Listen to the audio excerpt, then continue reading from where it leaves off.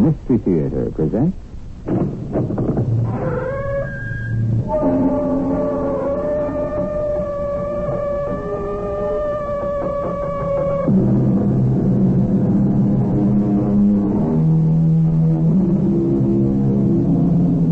Come in. Welcome. I'm E.G. Marshall. The sun, we are told, shines on the good and the evil alike.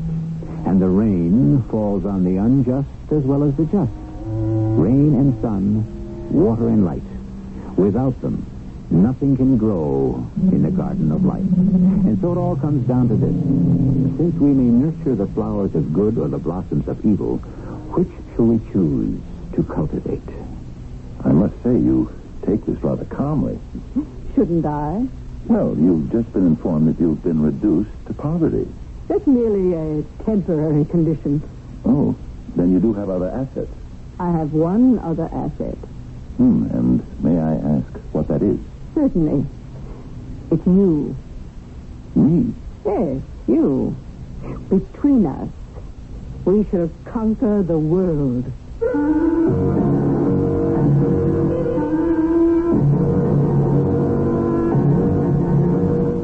Our mystery drama, Virtue is Its Own Reward, was written especially for the Mystery Theater by Sam Dan and stars Fred Gwynne. It is sponsored in part by Contact, the 12-hour cold capsule. I'll be back shortly with Act One.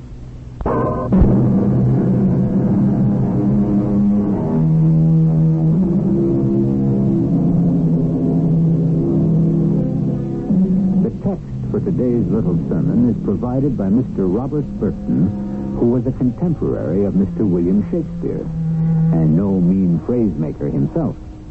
Mr. Burton polished off a series of little gems that included penny wise, pound foolish, and birds of a feather flocked together, which should prove he was a gentleman of great wisdom and deep perception. Mr. Burton also said, every man has a good and a bad angel attending him all his life long. If that proposition was good enough for Mr. Robert Burton, it should certainly be good enough for us. Is that a fact? I'm not out to take anything away from Brother Burton, whoever he was, but as far as I'm concerned, my man is an old-time Roman you never heard of, a fellow named Silius Italicus. And he said, virtue is its own reward. Yes, sir, that's what he said. And I happen to be stuck with it.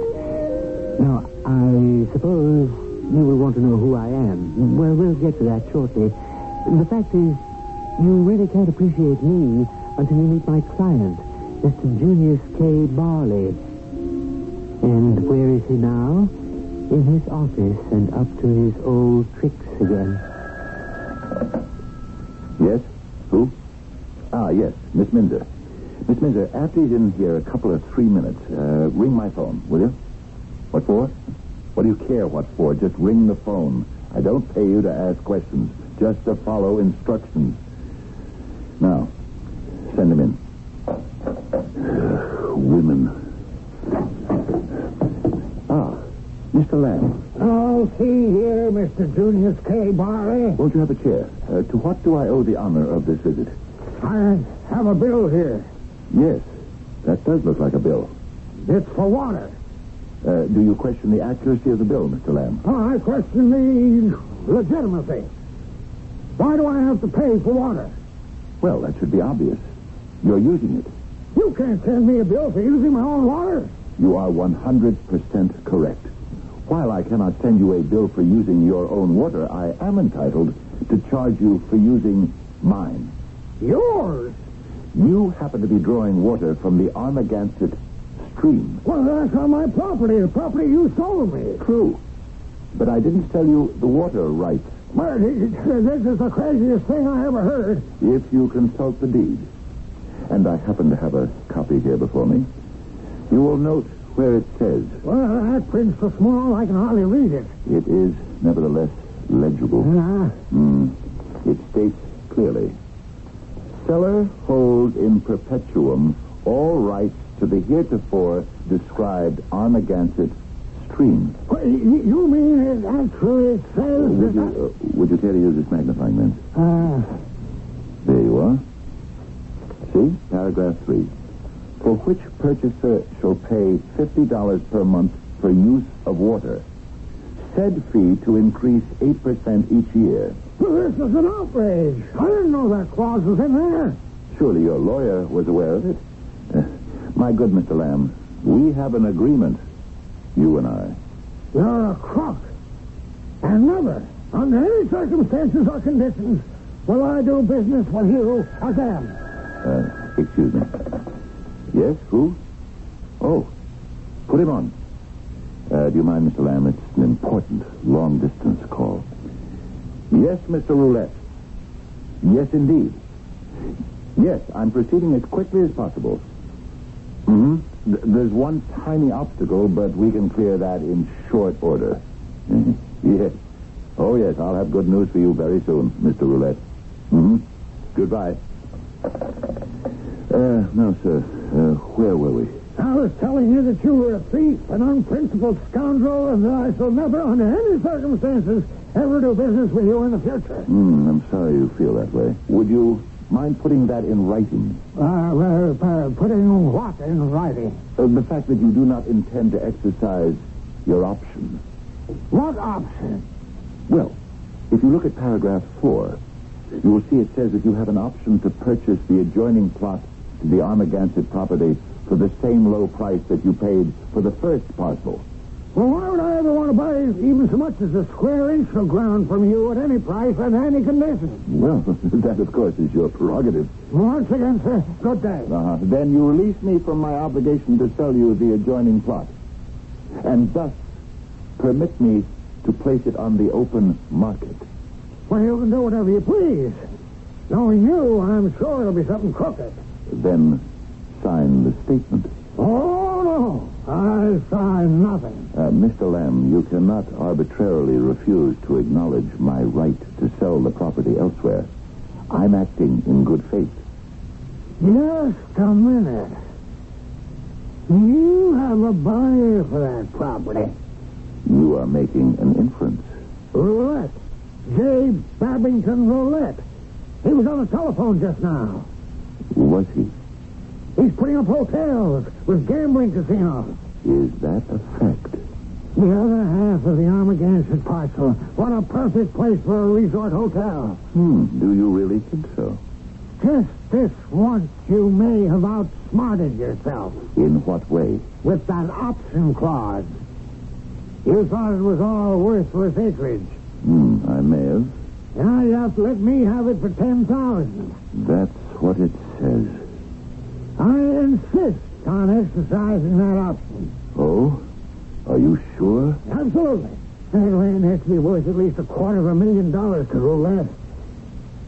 How you'd love to have clear, unobstructed rights to the land so that you could sell it to him yourself. This time I've got you.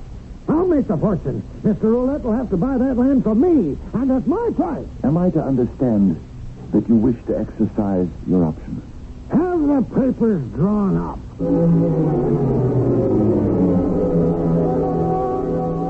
That's my client, Julius K. Barley. And who am I? Remember when the fellow was talking about the good angel and the bad angel that attends every man his whole life long? It so happens that I am Benjamin Benign, Mr. Barley's good angel. And I don't have an easy time of it. I'm usually on the carpet for the way I handle Mr. Barley. My supervisor, Mr. Nimbus, lives and breathes the rule book. Mr. Benign, I have a report here concerning Mr. Barley's latest escapade. Well, Mr. Nimbus, it isn't exactly an evil deed. No one forced Mr. Lamb to buy that second parcel of land. Mr. Barley implied there was an eager buyer for the property. Mr. Barley never said so directly. Mr. Lamb chose to make the inference. The fact is, you cannot cheat an honest man. But the fact is, Mr. Barley cheated Mr. Lamb on the first transaction. All the conditions were spelled out in the agreement. In small print. But it wasn't illegal. It was done with the intention to cheat. What have you been doing to keep Mr. Barley honest, upright, virtuous? I've been trying very hard. He goes from bad to worse. I suppose I'll just have to try harder. I wonder if you're qualified to handle this assignment. I never lost a client yet. That's true. Yes, that's a fact. I have the computer readout of your activity since the beginning of time. Well, that should mean something. It could mean you never had a client that the other side really wanted. We have no way of knowing if that's true. We do now. You see, Mr. Benign, we have received a report from our intelligence. The other side has replaced Mr. Barley's current operative. I can't believe that. It means they think he has the potential to go all the way. Oh, not Junius K. Barley. I don't think there's any real harm in him. They've called in their ace, Nick Hellborn. Nick Hellborn? Yes, Nick Hellborn. After a while, you get to know the competition. And as they were putting in Nick Hellborn on Junius K. Barley, it was proof they thought he had terrific potential. Nick only worked presidents, kings, dictators, robber barons throughout history, only the top people. And it was Nick Hellborn who had turned them into men of evil. Mr. Nimbus, don't replace me. You must admit you haven't been aggressive enough. Yes, but now that I've got some real competition, it'll kind of spur me on to greater effort. We won't make a change just yet. But you'll have to show some positive results. And soon. Results. That's all they care about. I wish they'd give us a little more ammunition. The other side offers them wine, women, and song, or, as someone put it, power, health, and pleasure. And what can we give them? I said before that we generally know the competition and they know us. I ran into my opposite number, Nick Hellborn. Or maybe he ran into me. What do you say, kid? Hello, Nick. Sorry, I'm going to have to put an end to your batting streak. Don't be too sure of that, Nick. I guarantee you this. Junius K. Barley is going to be my main man. We'll see about that. I like your spirit. But you don't know who you're talking to.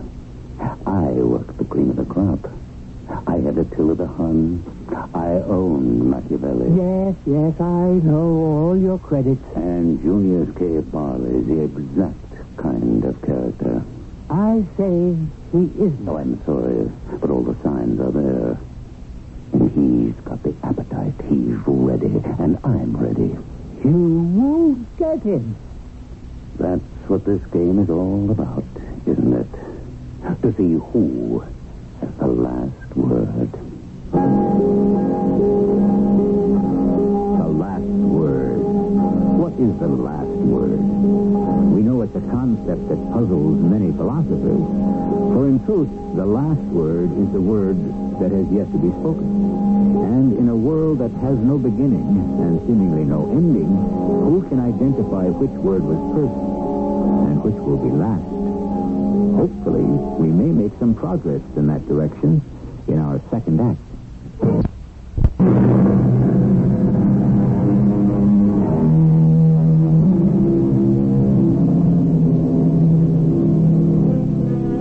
So it gets down to this. The basic struggle in the world is between good and evil. And no matter how we may state the problem or the challenge, at the bottom it's always a case of doing right or doing wrong. And all of our arguments and justifications for pursuing a questionable course of action are like French cooking, which is the art of enhancing an inferior cut of meat with an intriguing sauce. I was worried. I was even frightened. Well, Barley wasn't exactly a good man. He wasn't exactly a bad one either. But now the other side had their eye on him, and assigned their top operative, Nick Helborn. It was a cause for concern. How and when would Nick Helborn strike? And through whom? Yes? Who? Very well. Send her in. Come in. Yes? Good morning, Mr. Barley. I'm Mrs. Quackenbush. You're Mrs. Quackenbush? Of course. Somehow I hadn't pictured someone like you when my secretary announced your name. You hadn't? Well, you hardly look like someone named Quackenbush. Well, that's my name. Cynthia Dolly Quackenbush. The very sound of the name calls to mind an elderly, a more mature type of woman. But I'm happiest when everyone calls me Dolly. What may I do for you? We are about to enter a rather intimate relationship. We are? Certainly. That is, in a business sense. Oh, I see. Now, you were recommended to me as one to whom I could safely trust my affairs. Was I? But now that poor Hubert is no longer with us, Hubert was my late dear departed. Oh, I'm sorry. We must all leave sooner or later. And Hubert left me rather well provided for, I think. You think? Well, you would have to evaluate the investments and so forth. Now, you must excuse me. Oh, of course. And I'll make a complete study. Will you do that? I'm due for lunch with the Baroness Duval. The Baroness Duval. Oh, you mean the famous French divorcee? She's a dear friend. I always use her apartment when I'm in Paris. Do you? Yes, I'll try to analyze your portfolio as soon as possible. Oh, no rush. See, I'm leaving tomorrow for Washington. Biff is doing a command performance at the White House. Biff? Valentine Turkus.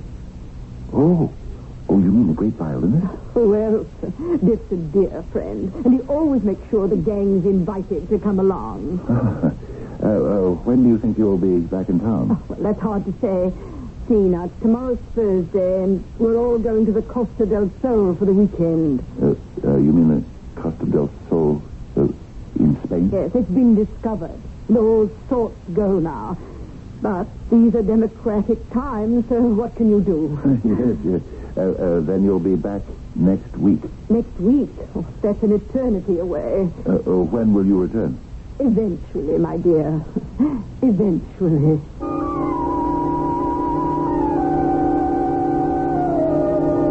That was Nick Helborn's opening gun. And what a gun, eh?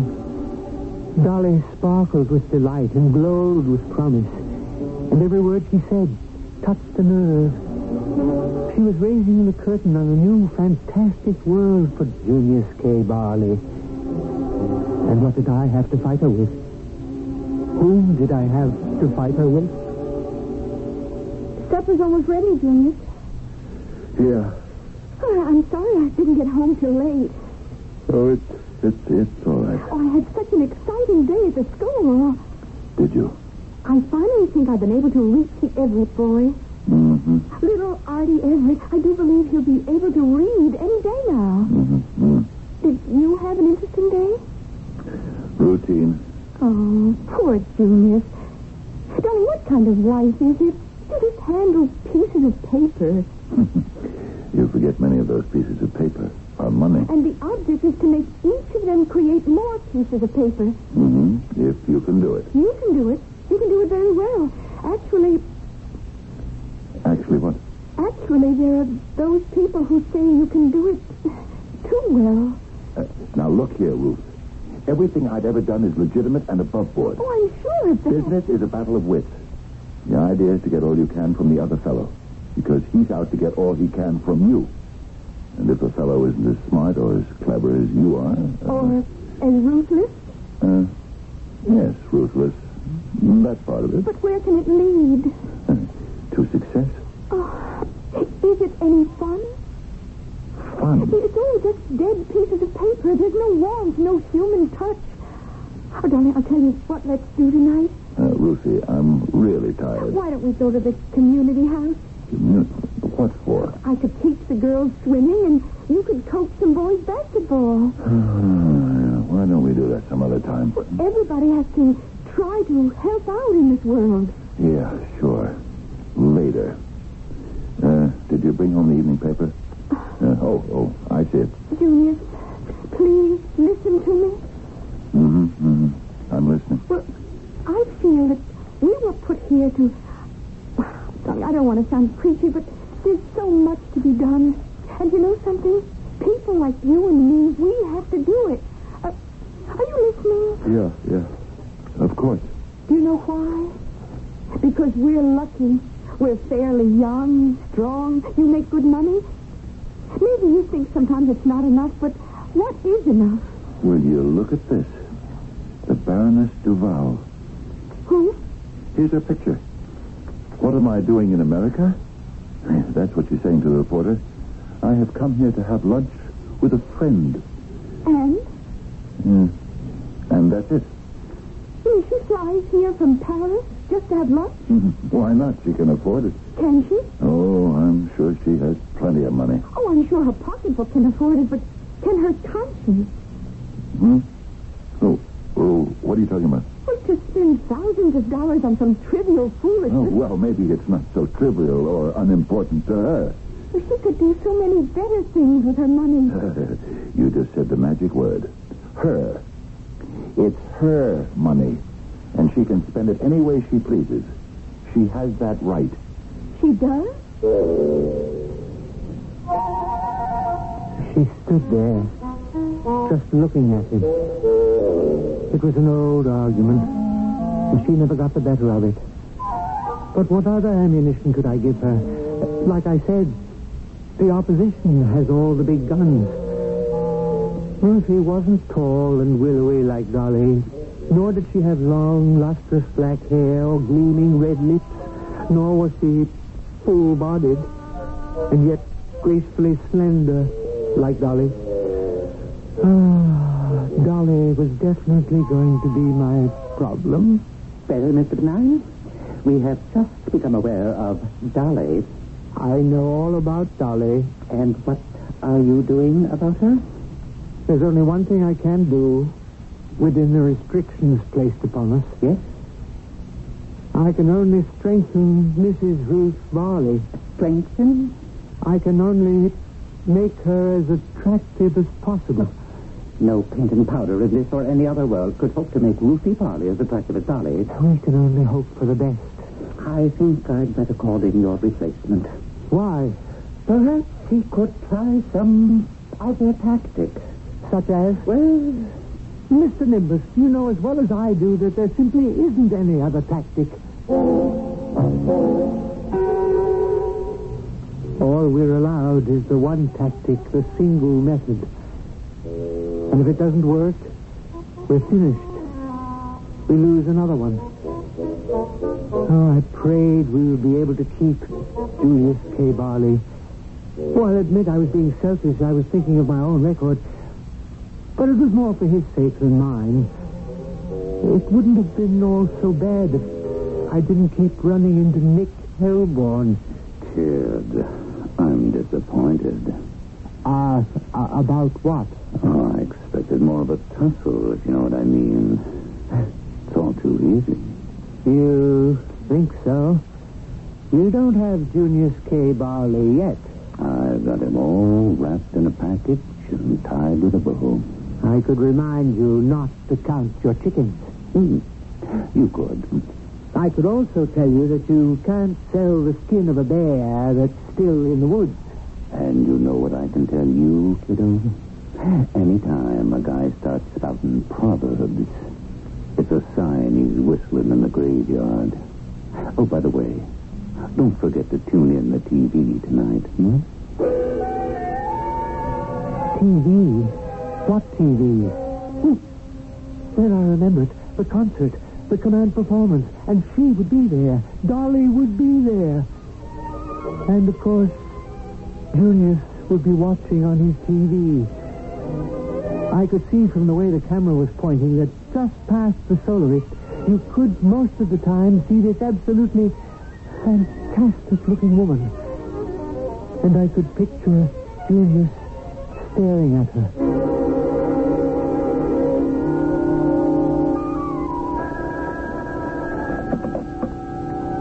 Yes? Oh, yes. Yes. Have her come in. Immediately. Oh, and Miss Minder, I do not want to be disturbed. Darling, darling, give me your answer, do. Oh, my dear Junius. Won't you please sit down, Dolly? Thank you. I saw you Thursday night. Thursday night? Now, what was I doing Thursday night? Seems ages ago. You were on television. That is, I could see you while the recital was on at the White House. Oh, darling, this command performance. Didn't you just adore the way he played? Well, to tell you the truth, I didn't hear him. Why not? Was there a problem with the audio on your set? No, I just kept looking at you. Oh, are you sure that was wise? Please, forgive me. For what? I don't even know why I said that. Oh, well, then we should strike it from the record. Dolly, I've been waiting for you. I have some news. Oh, what sort of news? Very serious news. I've been trying to think of a way to tell you. Well, just tell me, that's all. No, I can't do that. Why not? Because this isn't the kind of thing you can just say in so many words. But if it needs to be said... Oh, yes, it needs to be said. There's no way at all to avoid saying it. Then I'm waiting. Why don't we all wait? After all, if it's good news, it can keep. And if it's bad news, we should be in no hurry to hear it. Of course, it can be both good and bad. That is, good for Nick Hellborn and bad for our good angel, Benjamin Benign, or vice versa. Well, we'll get all the news as usual when the curtain opens on Act 3. From Chicago.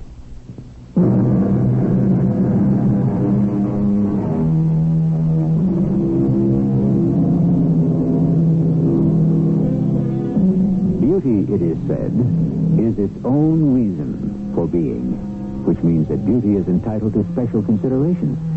Beauty is always being preserved and protected. A beautiful lady in distress is always sure to draw a crowd, which proves beyond all doubt that if you have a choice of being beautiful or homely, you shouldn't hesitate for one moment. Right now, watch a beautiful lady go to work. Dolly, I have examined all of the papers that you left with me. Oh. The documents that comprise your late husband's estate. Yes. The stocks, the bonds, the various securities, and so forth. And? Well, this is what I find so difficult to say. But sooner or later you will have to say it. Yes. Then say it now. Very well. Your husband left you no estate. I beg your pardon. I said your husband left you no estate. Oh, but that's impossible. I gave you that portfolio. I am aware of it. Then how can you say he left me no estate? All the stocks, all the bonds, all the securities are worthless. I don't believe that. I'm truly sorry. Oh, it can't be. You own hundreds of thousands of dollars worth of bonds from the Triple Square Corporation. It's a moribund company. But I don't understand. Nothing there could be worth anything. A silver mine abandoned years ago. Played out. One company after another dead or ready to die. Your husband left you all this. Well, he speculated. There would be wild swings. One day he'd be up, and one day he'd be down. Unfortunately, I suppose he died on a down day. Well, I must say that you're taking this rather calmly. Shouldn't I? We've just been informed that you've been reduced to poverty. I could never be poor. You couldn't? I have too many friends. Well, the terrible truth is that valid friendships are only possible among equals, and, Dolly, you're no longer equal to your friends, financially. Oh, that's merely a temporary condition. Ah, then you have other assets. Oh, yes, of course. Well, I'm relieved to hear that. I have one other asset at this time. And what is that? You should say, who? And I would answer, you. Me? Of course. I'm not sure I understand. Don't you? Come here. I'm sure I can explain it. Dolly, Come with me, Junius. Where? Anywhere. Everywhere. Do you want to spend the rest of your life in this suffocating little law office? Pulling little deals here and there? Well, but how You can have a nice little home and a nice little wife and a nice little life. Is that what you want? You're bored. That's why you fleece little suckers like Mr. Lamb. How do you know that I... Come out into the world, Junius, and meet some big suckers. What are you saying? You belong out there with me. I have the contacts. Whom do you want to meet? All the doors are open to me. Let me take you inside. Inside where? You belong up there with me. With you? We belong together. But I'm married now. Oh, it's just as easy to get yourself unmarried. You mean divorce Ruthie? Do you love her? Well, I hadn't thought about it lately. That's what I mean. You should be thinking about her day and night. I could make you think about me day and night. Well, but I... Oh, I understand. You did love her at first. After all, that's why you married her. But do you still find her as interesting, as stimulating, as exciting? Look at me and answer that. Do you want to spend the rest of your life with plain little Ruthie? He was slipping through my fingers. I was getting panicky.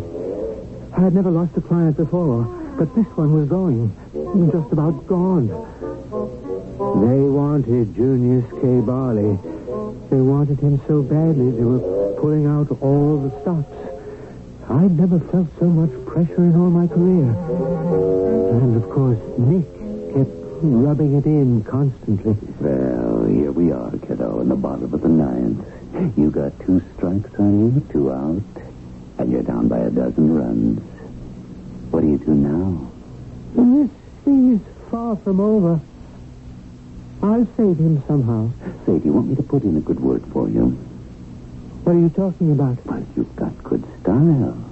Anytime you want to jump the club you're with now and come over to mine, we can find a good spot for you. No, thank you, Mr. Hellborn. Oh, you should be with a real outfit, where you get something to work with, especially dames like, I got Dolly. Who you got? Ruthie? I'm happy with Ruthie. But which one of them's got the looks?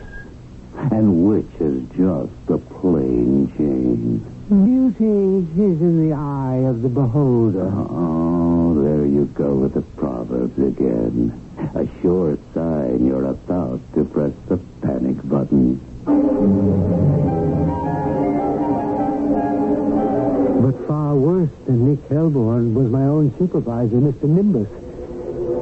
He had not only pressed the panic button, he was sitting on it. What do you propose to do now, Benjamin? I'm doing everything I possibly can. We can only hope for the best. This is one we cannot afford to lose. We can't afford to lose any of them. But Junius is special. Yes, I understand. Oh, do you? Do you really? A man with Barley's brains happens along once every millennium. In the wrong hands, in the hands of Nick Hellborn, he could become a monster. He could take over the world. I know that. You must fight for him. Fight? What did he think I was doing anyhow? But every day I would watch what Nick Hellborn was throwing at Junius. And Colette has this darling penthouse in Paris. And Giorgio says we can use his yacht to cruise the Greek islands at any time. And what did I have going for me? Junius, do you suppose we could volunteer for the hospital blood donor committee?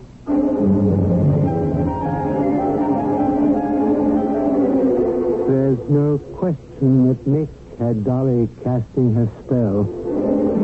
She was ready to make her kill. The money's no problem, darling. First, we can sell all my poor late husband's securities, especially the mine. But they're worthless. Of course. Well, then that's not exactly honest, is it?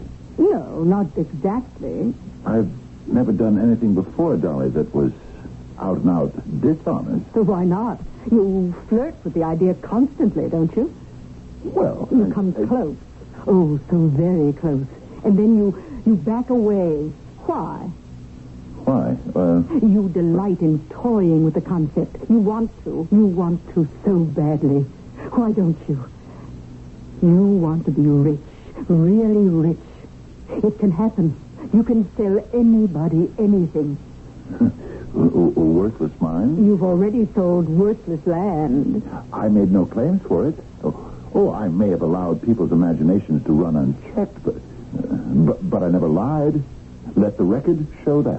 Why are you so concerned with the record? What record?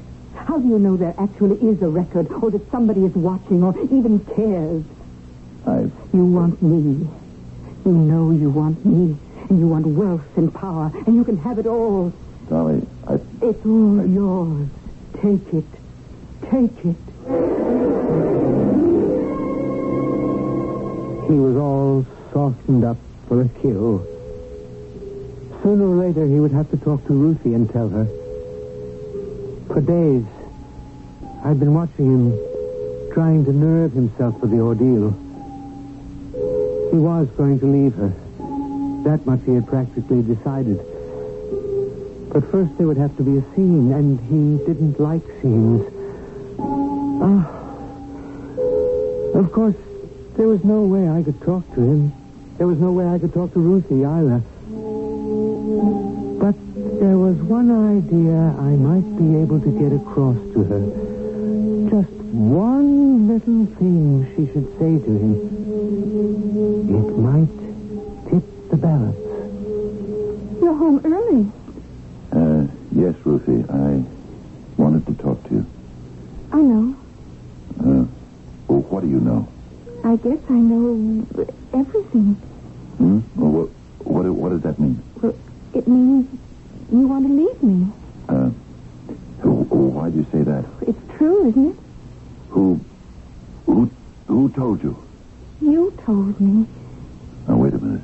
When did I tell you? Oh, not in words. I could tell by the way you react to me. Ruthie, There is another woman, isn't there? Yes. I suppose she has a lot to offer. She does, doesn't she? Yes. Yes, Ruthie.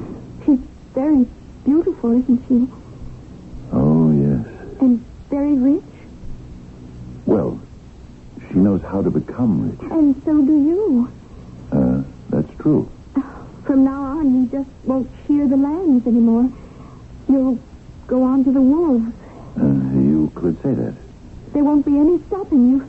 No holds barred, no rules. Devil take the hindmost.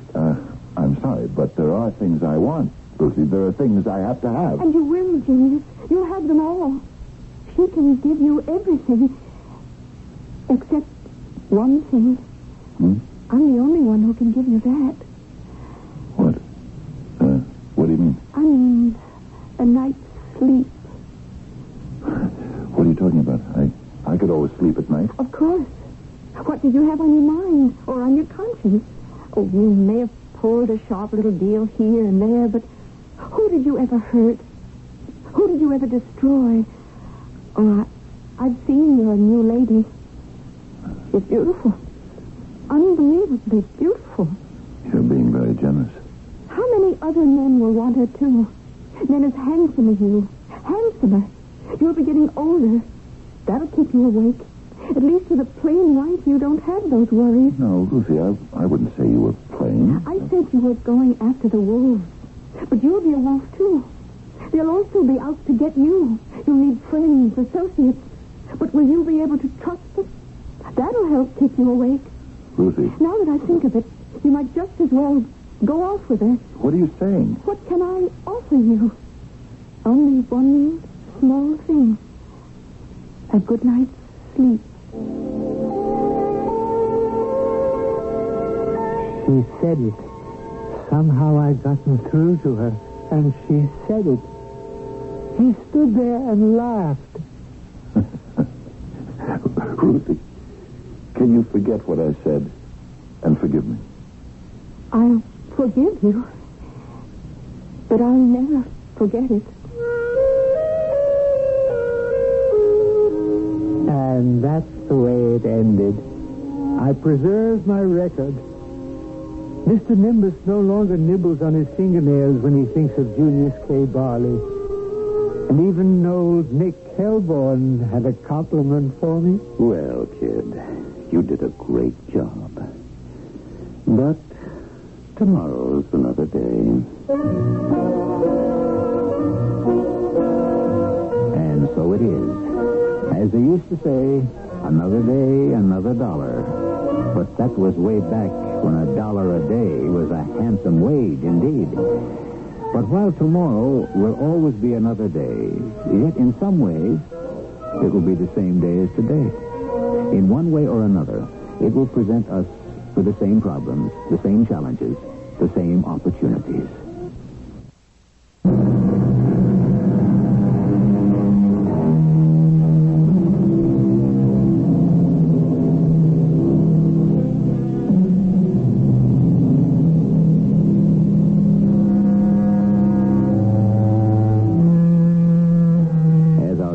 Said, virtue is its own reward. And if you examine it closely, what other reward could there possibly be? For if virtue could be bought or sold, why then it simply wouldn't be virtue.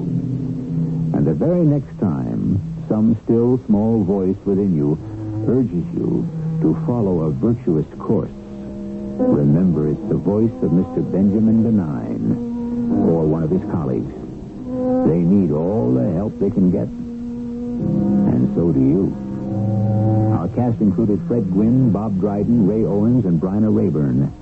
The entire production was under the direction of Himan Brown. This is E.G. Marshall inviting you to return to our Mystery Theater for another adventure in the macabre. Until next time, pleasant dreams.